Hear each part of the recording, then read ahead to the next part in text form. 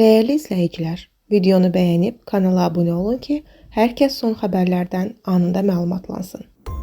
Bakıda avtobus sürücüsü sükan arxasında ölüb. Xəbər verilir ki, hadisə dünən saat 10 radələrdə Suraxanı rayonu Qaraçuxur qəsəbəsində qeydə alınıb. Belə ki, qəsəbə ərazisində 55 saylı avtobusun 60 yaşlı sürücüsü Bakı sakini Rövşən Hüseynov infarktdan ölüb.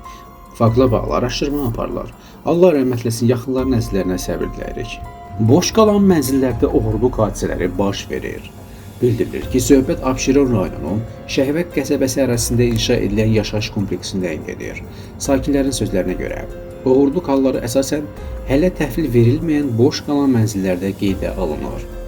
Bu mənzillərə daxil olmaq üçün elə də ciddi maneə yoxdur, çünki qapılar açıqdır, mənzərə isə göz önündədir.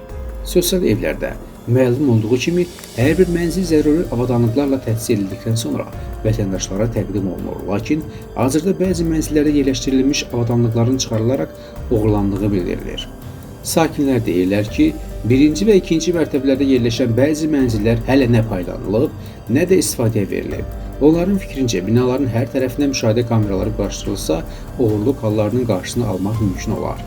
Məsələ ilə bağlı Sosial Xidmətlər Agentliyi bildirib ki, kompleks Abşeron rayon İcra Hakimiyyəti balansına verilib. Abşeron rayon İcra Hakimiyyətindən isə qeyd olunub ki, binalar qurumun balansına keçirilsə də, mənzillərin mülkiyyətçisi Əmək və Əhalinin Sosial Müdafiəsi Nazirliyi olaraq qalır.